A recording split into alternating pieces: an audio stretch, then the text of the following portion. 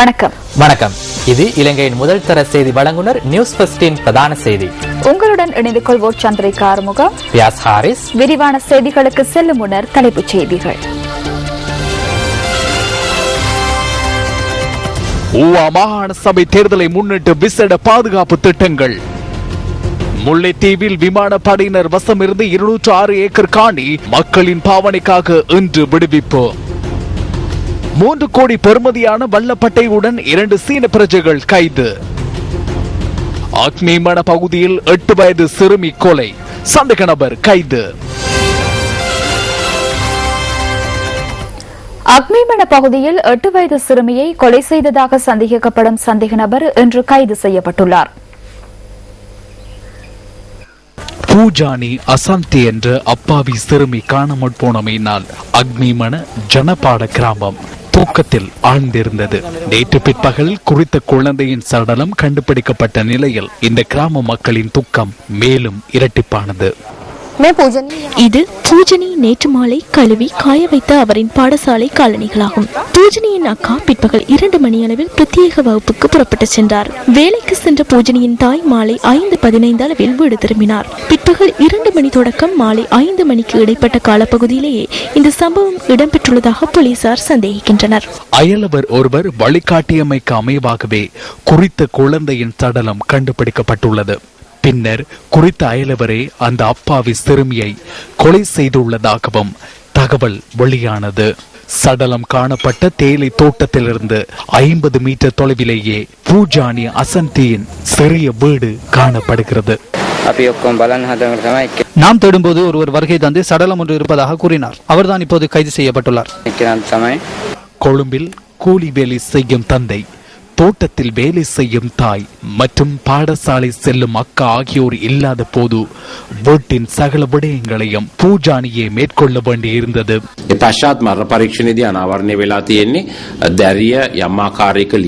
பிரேத பரிசோதனையின் மூலம் சிறுமி துஷ்பிரயோகத்துக்கு உட்படுத்தப்பட்டு கழுத்தை நெரித்து கொலை செய்யப்பட்டுள்ளமை தெரிய வந்துள்ளது. இந்த சம்பவம் தொடர்பான விசாரணைகளின் பின்னர் சந்தேக நபர் ஒருவர் இன்று கைது செய்யப்பட்டார். அவர் 27 வயது இளைஞர் ஒருவராகும். இந்த சிறுமியின் வீட்டிற்கு அருகில் வசிக்கும் ஒருவராகும். குறித்த சிறுமி வீட்டுக்கு அருகில் உள்ள இடமொன்றுக்கு சென்ற சந்தர்ப்பத்தில் குறித்த இளைஞரினால் அவர் துஷ்பிரயோகத்துக்கு உட்படுத்தப்பட்டுள்ளார். அது தொடர்பில் தெரிய வரும் என்பதால் இளைஞர் சிறுமியை கொலை செய்துள்ளார் என்பது தெரிய வந்துள்ளது.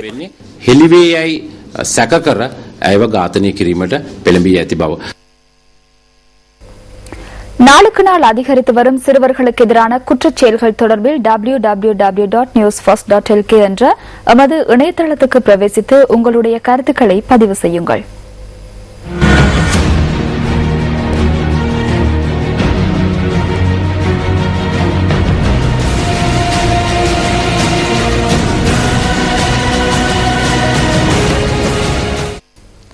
வடமாகாணத்தில் சிறுவர் பாதுகாப்பு முறையை நெறிப்படுத்தும் செயற்திட்டம் தொடர்பிலான கருத்தரங்கு இன்று வவுனியாவில் இடம்பெற்றது. அண்மை காலமாக வடமாகாணத்தில் அதிகரித்து வரும் சிறுவர் துஷ்பிரயோக செயற்பாடுகளை கட்டுப்படுத்துவதற்கான முதற்கட்ட வேலை திட்டமாக இந்த கருத்தரங்கு நடைபெற்றது. வவுனியா மாவட்டத்தில் சிறுவர்கள் தொடர்பாக பணியாற்றும் அரசு உத்தியோகத்தர்கள், கிராம சேவகர்கள், அரசு சார்பற்ற நிறுவன பிரதிநிதிகளுக்கான இந்த கருத்தரங்கை தேசிய சிறுவர் பாதுகாப்பு அதிகார சபை ஏற்பாடு செய்திருந்தது. வவுனியா பிரதேச செயலக கேட்போர் கூடத்தில் இடம்பெற்ற இந்த கருத்தரங்கில் சட்ட வைத்திய அதிகாரி வைத்திய கலாநிதி சிவரூபன் மற்றும் சட்டத்தரணிகள் கலந்து கொண்டு கருத்துரைகளை வழங்கியிருந்தனர். கண்டி திருத்துவ கல்லூரியில் இடம்பெற்றதாக கூறப்படுகின்ற நிதி மோசடி தொடர்பில் தாக்கல் செய்யப்பட்ட மனு இன்று மீண்டும் விசாரணைக்கு எடுத்துக் கொள்ளப்பட்டது. கண்டி நீதவான் நீதிமன்றத்தில் இந்த வழக்கு விசாரணைகள் இடம்பெற்றன. கல்லூரியில் 138 மில்லியன் ரூபாய் நிதி காணாமல் போயுள்ளமை தொடர்பில் இந்த மனு தாக்கல் செய்யப்பட்டுள்ளது. கண்டி நீதவான் ஸ்ரீமித் விஜயசேகர முன்னிலையில் இந்த மனு தொடர்பிலான விசாரணைகள் இன்று இடம்பெற்றன. குறித்த கணக்குகளை அங்கீகரிக்கப்பட்ட கணக்காய்வு நிறுவனம் மற்றும் கல்லூரியின் கண்காணிப்பு குழு என்பவற்றின் உறுதிப்படுத்தலுடன் 2015 ஆண்டு மே 7 நீதிமன்றத்திற்கு சமர்ப்பிக்குமாறு குற்றப்புலனாய்வு திணைக்களத்திற்கு நீதவான் உத்தரவிட்டார். வடமாகாண சபையினால் நிறைவேற்றப்பட்டிருந்த நிதி நியதிச் சட்டம் மற்றும் முத்திரை வரி கைமாற்று சட்டம் ஆகியவற்றை நடைமுறைப்படுத்துவதற்கு ஆளுநர் அங்கீகாரம் வழங்கியுள்ளார். இந்த சட்டங்களை நடைமுறைப்படுத்துவதற்கான அங்கீகார கடிதம் இன்று முற்பகல் தன்னிடம் கையளிக்கப்பட்டதாக வடமாகாண சபையின் தவிசாளர் CVK சிவஞானம் நியூஸ் ஃபர்ஸ்டுக்கு கூறினார்.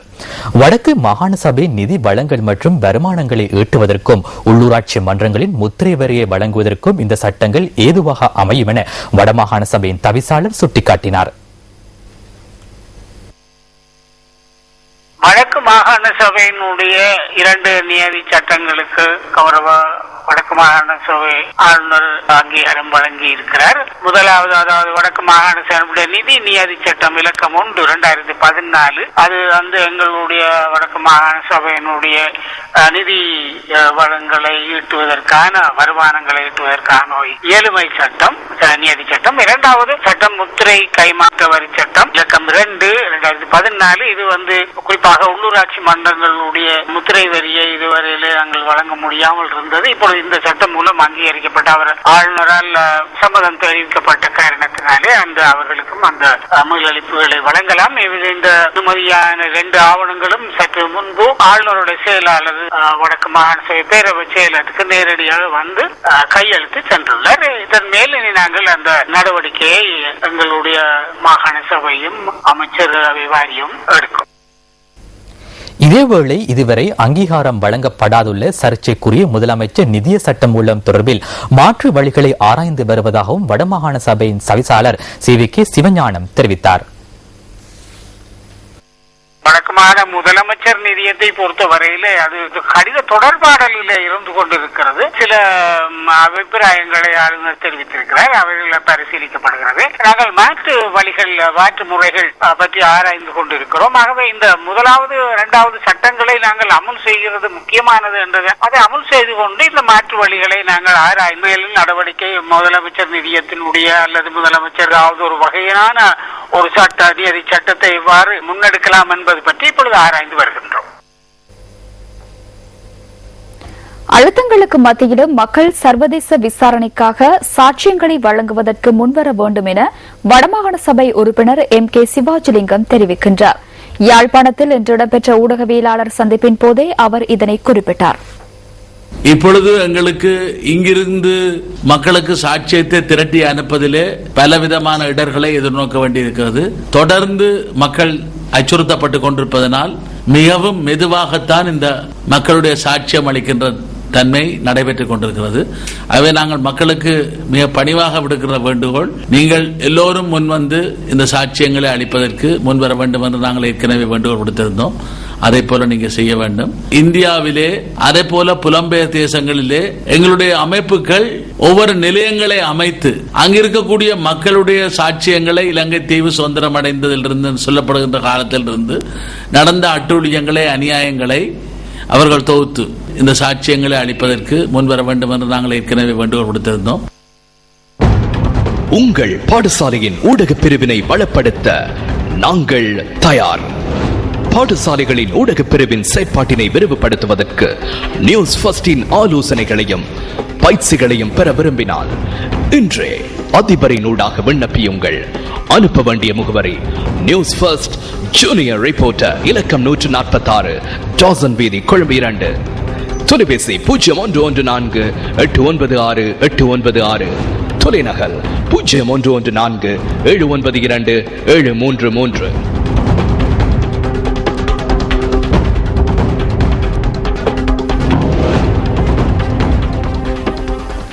முல்லைத்தீவில் விமானப்படையினர் வசமிருந்த காணிகள் இன்று மக்களின் பாவனைக்காக விடுவிக்கப்பட்டுள்ளன. முல்லைத்தீவில் விமானப்படையினர் வசமிருந்த காணிகளை அவற்றின் உரிமையாளர்களுக்கு கையளிக்கும் வைபவம் இன்று பிற்பகல் 10 மணியளவில் கேப்பாப்புலவு பகுதியில் நடைபெற்றது. முல்லைத்தீவு மாவட்ட கட்டளை தளபதி மேஜர் ஜெனரல் ஜகத் டயஸ் தலைமையில் நடைபெற்ற இந்த வைபவத்தில் முல்லைத்தீவு மாவட்ட அரசாங்க அதிபர் நாகலிங்கம் வேதநாயக்கன் மற்றும் பாதுகாப்பு தரப்பின் உயர் அதிகாரிகளும் கலந்து கொண்டிருந்தனர். 162 குடும்பங்களின் காணிகள் மக்கள் பாவனைக்காக விடுவிக்கப்பட்டுள்ளதாக விமானப்படை பேச்சாளர் விங் கமாண்டர் இஹான் செனவிரத்ன குறிப்பிட்டார். இதற்கமைய 206 ஏக்கர் காணிகள் விடுவிக்கப்பட்டுள்ளதாக அவர் சுட்டிக்காட்டினார். இறுதிக்கட்ட யுத்தத்தின் போது இடம்பெயர்ந்து கேப்பாப்புலவு பகுதியில் மீள்குடியேற்றப்பட்ட மக்களின் சொந்த செய்கை காணிகளே அவர்களிடம் மீண்டும் ஒப்படைக்கப்பட்டுள்ளன. இந்த காணிகள் ஒரு நல்ல இணக்கத்தின் அடிப்படையில் விடுவிக்கப்படுகின்றது. அவை இந்த காணிகளை நீங்கள் சரிவர பயன்படுத்தி உங்களுடைய வாழ்வாதாரத்தை உயர்த்த வேணும். அது மட்டுமல்ல, இன்னும் உங்களுக்கு நாங்கள் ஏற்கனவே அரசாங்கம் உங்களுக்கு மீட்டு பயிர் செய்கைக்காக 250 ஏக்கர் ஏற்கனவே ஒதுக்கப்பட்டிருக்கின்றது மல்லிகைத்தீவிலே. அந்த காணியையும் விடுவதற்குரிய ஏற்ற நடவடிக்கைகள் எடுக்கப்பட்டு வருகின்றன. அடுத்து சக்தியின் தேடலில்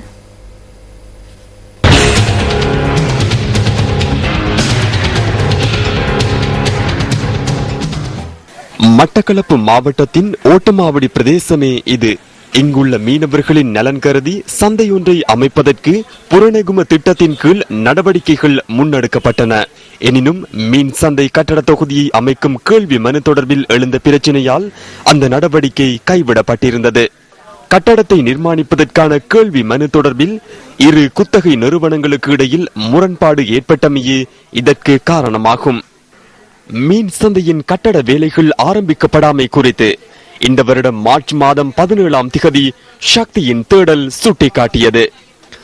நாம் சுட்டிக்காட்டியவுடன் அது தொடர்பில் நடவடிக்கை எடுத்த அதிகாரிகள் மீனவர்களின் நலன் கருதி சந்தையை அமைப்பதற்கான நடவடிக்கைகளை உரிய முறையில் தற்போது முன்னெடுத்துள்ளனர். மீன் சந்தை கட்டடத்தை அமைப்பதற்கான குத்தகை தற்போது முறையாக வழங்கப்பட்டு நிர்மாண பணிகள் இடம்பெற்று வருகின்றன. நாங்கள் இந்த மார்க்கெட் சம்பந்தமாக ஏற்கனவே கூறப்பட்ட பிரகாரம் சக்தியின் தேடலுக்கு நாங்கள் ஏற்கனவே கொடுத்துள்ளோம். இந்த மார்க்கெட் கட்டுப்படாமல் மிச்ச காலமாக கட்டித்தாரம் சொல்லி யாரும் அதுக்கு முன்வரவில்லை. இது தொடர்பில் சுட்டிக்காட்டிய சக்தியின் தேடலுக்கும் நடவடிக்கை எடுக்க முன்வந்த அதிகாரிகளுக்கும் பிரதேச மக்கள் நன்றி தெரிவிக்கின்றனர். பிரதேச சம்பந்தப்பட்ட அதிகாரிகளும் சக்தியின் தேடலின் முயற்சியால் அதை எல்லாரும் மேற்கொண்டு இப்பொழுது இந்த வேலை நடந்து கொண்டிருக்கின்றது. இந்த வேலை இந்த வருட இறுதிக்குள் முடித்து தருவதாக கூறியிருக்கிறார்கள். சக்தியின் தேடலுக்கு நன்றி தெரிவித்துக் கொள்கிறோம். சக்தியின் தேடலால் தான் இந்த வேலை ஆரம்பமானது என்பதுதான் எங்களுடைய குறிக்கோள். கடந்த காலங்களில் எமது கல்குடா பிரதேசத்தில் ஒரு மீன் சந்தை ஒன்று இல்லாமல் இருந்தது. சக்தியின் தேடலினூடாகத்தான் சுட்டிக்காட்டியதன் காரணமாக இந்த சந்தை அமைத்து தரப்பட்டு உள்ளது. சுமார் 2 கோடி ரூபாய் நிதி ஒதுக்கீட்டில் நிர்மாணிக்கப்படும் இந்த சந்தை கட்டடம் விரைவில் மக்கள் பாவனைக்கு கையளிக்கப்பட உள்ளது. மீன் சந்தை கட்டடத்தை அமைப்பதற்கான நடவடிக்கைகளை முன்னெடுத்த அதிகாரிகளை சக்தியின் தேடல் பாராட்டுகின்றது. எனினும் ஓட்டமாவடி மீன் சந்தை கட்டடத்தின் நிர்மாண பணிகள் தொடர்பில் சக்தியின் தேடல் தொடர்ந்தும் அவதானத்துடன்.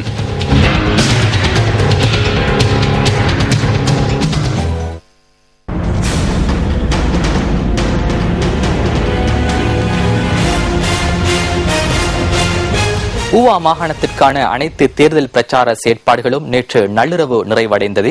நேற்று நள்ளிரவுக்கு பின்னர் எந்த ஒரு வேட்பாளர்களும் தேர்தல் பிரச்சார செயற்பாடுகளில் ஈடுபட முடியாது. அதேபோன்று கட்சி அலுவலகங்களும் நேற்று நள்ளிரவு முதல் அகற்றப்பட்டிருக்கின்றன.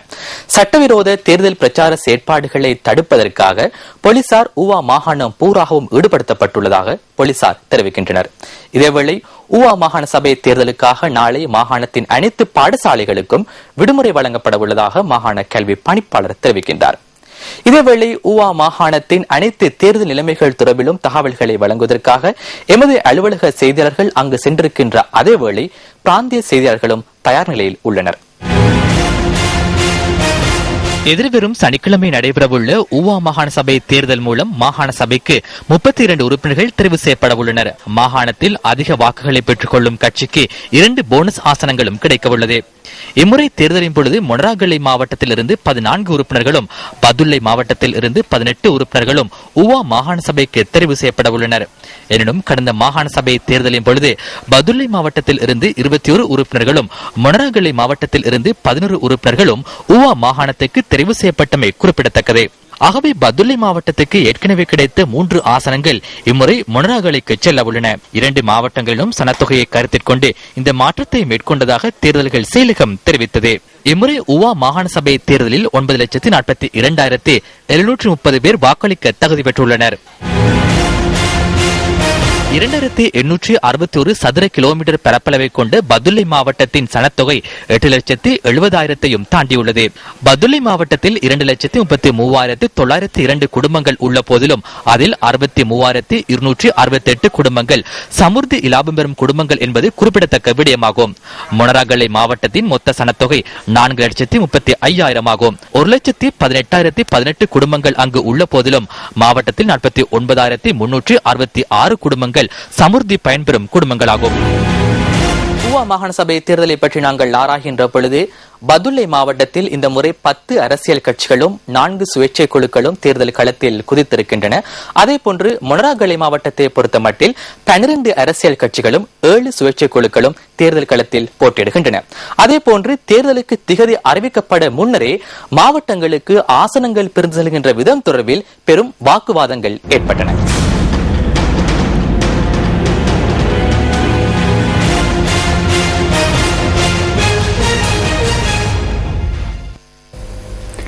ஊவா மாகாண சபை தேர்தலுக்கான அனைத்து பிரசார கூட்டங்களும் நேற்று நள்ளிரவுடன் நிறைவடைந்துள்ளன. அரசியல் கட்சிகளின் தலைவர்களின் தலைமையில் இறுதிக் கூட்டங்கள் இடம்பெற்றன. ஐக்கிய மக்கள் சுதந்திர கூட்டமைப்பு ஏற்பாடு செய்திருந்த இறுதி பிரசார கூட்டங்கள் 2 நேற்று நடைபெற்றன. பதுளை மாவட்டத்திற்கான இறுதிக் கூட்டம் ஜனாதிபதி மஹிந்த ராஜபக்சவின் தலைமையில் நேற்று மஹிங்கனியில் நடைபெற்றது. மொனராகலை மாவட்டத்திற்கான இறுதிக் கூட்டம் வெள்ளவாய பொது மைதானத்தில் நடைபெற்றது. இந்த கூட்டத்தில் ஜனாதிபதி மஹிந்த ராஜபக்ச கலந்து கொண்டார்.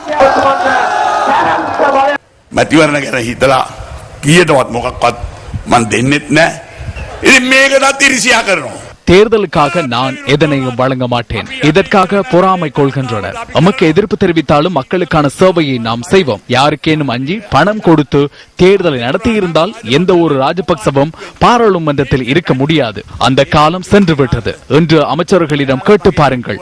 அவர்கள் கேட்கும் அனைத்தையும் கொடுத்துள்ளேன். கொடுக்கப்படாத ஒன்று உள்ளதா? 28 வருடங்களாக யுத்தத்தை நடத்திய அரசாங்கம் தான் எனக்கு கிடைத்தது. 3 வருடங்களுக்குள் நாம் யுத்தத்தை நிறைவு செய்தோம். அம்மாள் சேவை செய்ய முடியும் என்பதனை நாம் நிரூபித்துள்ளோம்.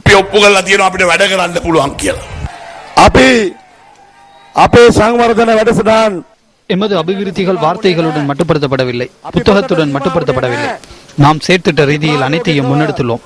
அதனால் தான் நாம் மெதுவாக ஊவா மாகாணத்தில் தலை நிமிர்கின்றோம்.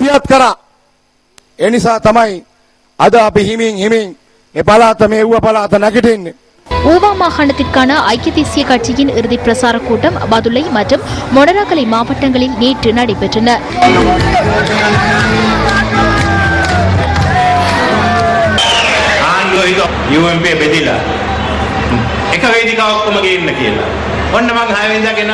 UNP பிரிந்திருப்பதாக அரசாங்கம் கூறுகிறது. அனைவரையும் ஒரே மேடையின் கீழ் கொண்டு வருமாறு கூறுகின்றனர். 6ஆம் தேதி ஒரே மேடையின் கீழ் கொண்டு வந்துள்ளேன். சஷேந்திரவையும் நாமளையும் ஒரே மேடையில் காண முடியவில்லை. சட்டமும் ஒழுங்கும் இருக்க வேண்டும். ஊழல் ஒழிக்கப்பட வேண்டும். கையில் பணம் இருக்கும் போது எதிர்காலத்தை அமைத்துக் கொள்வதற்கு சந்தர்ப்பம் இருக்க வேண்டும். அந்த சந்தர்ப்பத்தை நான் உங்களுக்கு பெற்றுத் தருகின்றேன். மேற்கத்தைய நாடுகளின் ஒத்துழைப்புகளை பெற்றுக்கொண்டு சிறந்த எதிர்காலம் ஒன்றை உருவாக்குவோம். அதற்கு நீங்கள் அனைவரும் ஒத்துழைப்புகளை வழங்குங்கள்.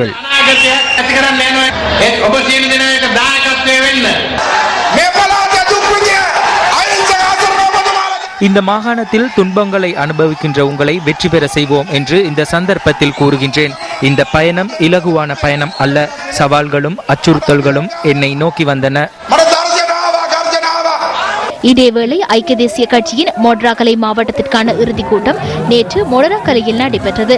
இந்த கூட்டத்தில் கலந்து கொண்ட பாராளுமன்ற உறுப்பினர் சஜித் பிரேமதாசவிற்கு அமோக வரவேற்பு அளிக்கப்பட்டது.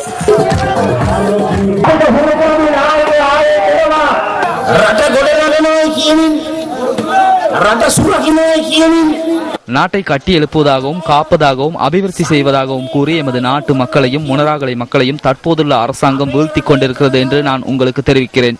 ரணில் விக்ரமசிங்கவை இந்த நாட்டின் ஜனாதிபதி கதிரையில் நீங்கள் அமர்த்துகின்ற போது இந்த நாட்டில் வீடு இல்லாது இருக்கின்ற 15 லட்சம் பேருக்கு வீடுகளை அமைத்துக் கொடுக்கும் செயற்திட்டத்தை இந்த சிறிய பிரேமதாச ஆரம்பிப்பார் என்று இந்த சந்தர்ப்பத்தில் நான் தெரிவித்துக் கொள்கிறேன்.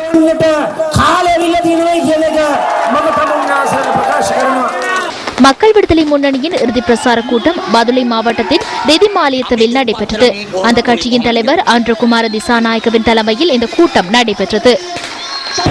தண்ட நீதி சங்கிரஹ பாடம் අපරාධ නීති සංග්‍රහය පාඩම් කරලා தண்டனவியல் சட்டக்கோவையையும் குற்றவியல் சட்டக்கோவையையும் மனனம் செய்து துப்பாக்கியை கழுத்தில் தொங்க விட்டுக் கொண்டு 7-8 கிலோமீட்டர் நடந்து கிராமத்தில் போலீசார் சட்டத்தை நிலைநிறுத்துவதற்கு செல்கின்றனர். என்ன சட்டம்? முனராகலையில் மணல் லொரியை உதவி போலீஸ் அத்தியட்சகர் பிடித்தார். மாவட்ட அபிவிருத்தி குழு கூட்டத்திற்கு அழைக்கப்பட்டார். அந்த போலீஸ் அதிகாரி வவுனியாவுக்கு மாற்றப்பட்டார். சுமேதாவின் மணல் லொரியில் கையை வைத்ததால் அந்த அதிகாரி கிளிநொச்சிக்கு செல்ல வேண்டும். மதிக்கப்படாத அரசியல்வாதிகளின் முன்னிலையில் நட்சத்திரம் பொறிக்கப்பட்ட போலீஸ் அதிகாரிகளின் கௌரவம் இல்லாது செய்யப்படுகின்றன. இன்று இந்த நாடு குடுகாரர்களினதும் மதுபானக்காரர்களினதும் எத்தனோல்காரர்களினதும் முகாமாக மாறி இருக்கின்றது. இந்த நிலைமையை மாற்றுவோம் என்று உங்களுக்கு தெரிவிக்கின்றோம்.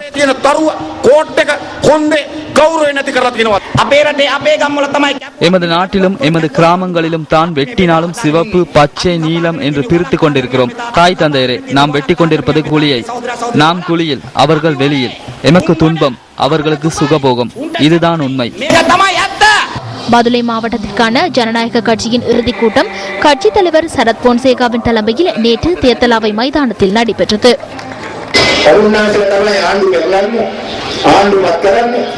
மனசாட்சியின் அடிப்படையில் கதைக்குமாறு நாம் மக்களிடம் கேட்டுக்கொள்கின்றோம்.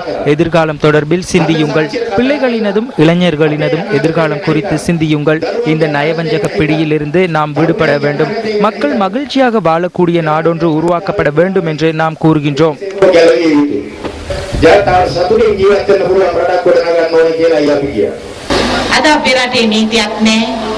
எமது நாடு நீதி நியாயம் என்பன இல்லாத நிலைக்கு சென்றுள்ளது. எங்களுக்காக நாமே நிமிர்ந்து நிற்க வேண்டும். நாம் இங்கு தைரியமாக செயற்பட வேண்டும். நீங்கள் ஏமாற வேண்டாம். ஏமாறியது போதும். தொடர்ந்தும் எம்மை ஏமாற்றி இருக்கின்றார்கள். நாட்டிலிருந்து சட்டவிரோதமாக கொண்டு செல்ல முயற்சித்த வல்லாப்பட்டையுடன் 2 சீன பிரஜைகள் கைது செய்யப்பட்டுள்ளனர். கட்டுநாயக்க விமான நிலையத்தில் இவர்கள் கைது செய்யப்பட்டுள்ளதாக போலீசார் தெரிவித்தனர். சந்தேக நபர்களிடமிருந்து 28.5 மில்லியன் ரூபாய் பெறுமதியான வல்லப்பட்டை பறிமுதல் செய்யப்பட்டுள்ளதாக சுங்க ஊடக பேச்சாளர் லெஸ்லி காமினி தெரிவித்துள்ளார். பறிமுதல் செய்யப்பட்ட வல்லப்பட்டையை சீனாவிற்கு கொண்டு செல்வதற்கு சந்தேக நபர்கள் முயற்சித்ததாக விசாரணைகளின் மூலம் தெரிய வந்துள்ளது. இந்த சம்பவம் தொடர்பில் கட்டுநாயக்க விமான நிலைய சுங்க பிரிவினர் விசாரணைகளை மேற்கொண்டு வருகின்றனர். கிளிநொச்சி மாவட்டம் ஊற்றுப்புலம் கிராமத்தில் காணப்படும் ஓர் அதிசய கிணறு தொடர்பாக நியூஸ் ஃபர்ஸ்ட் என்று ஆராய்கிறது. ஊற்றுப்புலம் என்ற பழம்பெரும் கிராமத்தில் அமைந்துள்ள இந்த கிணறு 5 அடி ஆழமானது. கிளிநொச்சி மாவட்டத்தில் நிலவும் கடுமையான வறட்சி காரணமாக நிலத்தடி நீர் வற்றி காணப்படுகிறது. ஊற்றுப்புலம் கிராமத்தில் 30 தொடக்கம் 50 அடி வரை காணப்படும் கிணறுகளில் தற்போது நீர் முற்றாக வற்றி இருக்கிறது. இந்த நிலையில் 5 அடி ஆழத்தை கொண்ட இந்த கிணற்றில் 3 அடி நீர் காணப்படுகின்றமை அதிசயமே. குறித்த கிணற்றினை அண்டிய பகுதியில் பாழடைந்த நிலையில் செங்கற் சிதைவுகளும் காணப்படுகின்றன.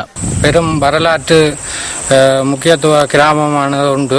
இந்த கிராமத்திலே நாங்கள் ஆரம்பத்தில் குடி அமரும் போது இந்த கிராமத்தில் மன்னர்கள் வாழ்ந்த அரண்மனைகள், எச்சங்கள் எல்லாம் காணப்பட்டன. இப்பொழுது அந்த எச்சங்கள், அரண்மனைகள் இருந்த இடங்கள் எல்லாம் மறைந்து போய் கொண்டுள்ளன.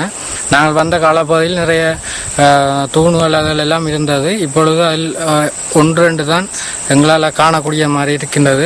அத்துடன் சுமார் 5 அடி உயரமான கருங்கற்களால் ஆன தூண்களையும் மட்பாண்டங்கள் போன்ற சிதைவுகளையும் அவதானிக்க முடிந்தது. ஊற்றுப்புலம் ஒரு புராதன நாகரிக கிராமமாகும். இந்த கிராமத்தில் வாழ்ந்து எமது மூதாதையர்கள் வற்றாத இந்த கிணற்றை உருவாக்கி உள்ளனர். இந்த கிணறு தண்ணி இப்படி நேர மேல வலிஞ்சியா நல்லா ஓடிக்கொண்டிருக்கும். இப்படி நிறைய நாங்கள் இதில் தான் அல்ற எல்லாரும். அப்போ ஆரம்பத்தில் குடித்தது போனது எல்லாம் இதில் தான்.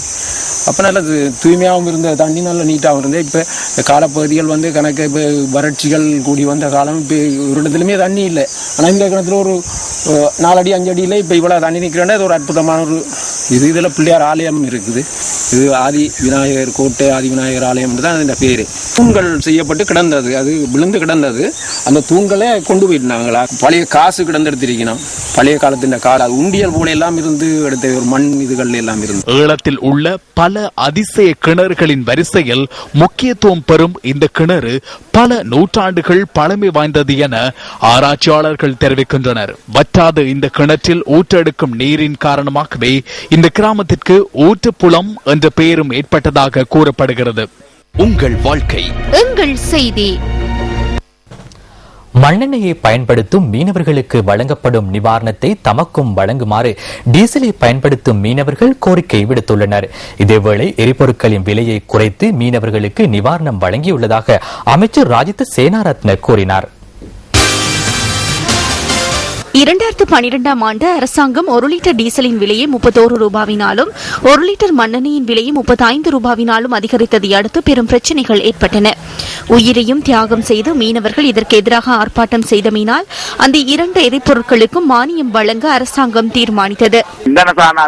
கடந்த வருடம் நாம் எரிபொருட்களுக்கான மானியத்தை நிறுத்தினோம். அதில் காணப்பட்ட பல்வேறு சிக்கல்கள் காரணமாக அதனை நிறுத்தினோம். இன்று எரிபொருட்களின் விலையை குறைத்துள்ளோம். மீன்பிடி தொழிலுக்கு டீசல் மற்றும் மண்ணெண்ணெய் பயன்படுத்தப்படுகின்றது. எனவே தற்போது எரிபொருட்களுக்கான மானியம் வழங்கப்பட வேண்டிய அவசியமில்லை. எரிபொருள் விலை திருத்தம் தொடர்பில் அதனை பயன்படுத்தும் மீனவர்கள் கடும் எதிர்ப்பு தெரிவித்து வருகின்றனர். இதனை தற்காலிக வாக்குறுதியாக வழங்காமல் தொடர்ந்தும் இதனை பேண வேண்டும் என மண்ணெண்ணெய் பயன்படுத்தும் மீனவர்கள் தெரிவிக்கின்றனர். எனினும் தமது படகுகளுக்கு டீசலை பயன்படுத்தும் மீனவர்கள் குறிப்பிடத்தக்க அளவு இதன் மூலம் நன்மைகளை பெற்றுக் கொள்ளவில்லை என தெரிவிக்கப்படுகின்றது. டீசலின் விலையை 30 ரூபாவால் அதிகரித்துவிட்டு 3 ரூபாவினால் குறைப்பதன் மூலம் நியாயம் நிலைநாட்டப்படுவதில்லை என மீனவர்கள் சுட்டிக்காட்டுகின்றனர். தொடர்வது விளையாட்டுச் செய்தி. ஆசிய விளையாட்டு விழாவில் 400 மீட்டர் ஓட்ட போட்டியில் பதக்கம் வெல்வதே தமது ஒரே எதிர்பார்ப்பு என இந்த போட்டியின் தேசிய சாம்பியனான சந்திரிகா சுபாஷினி கூறுகின்றார். நாளை நடைபெறவுள்ள ஆசிய விளையாட்டு விழா தொடர்பிலான சிறியதொரு ஆய்வு அடுத்து.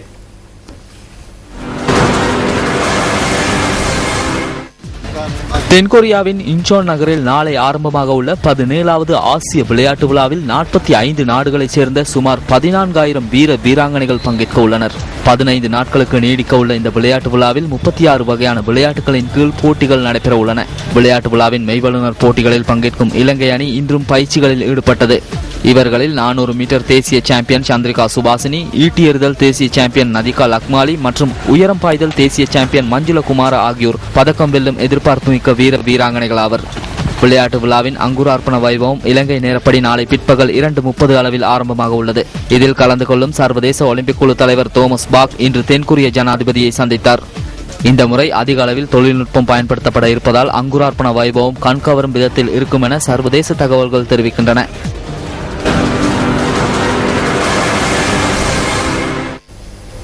இத்துடன் நியூஸ் ஃபர்ஸ்டின் 8 மணி பிரதான செய்தி நிறைவு பெறுகின்றது.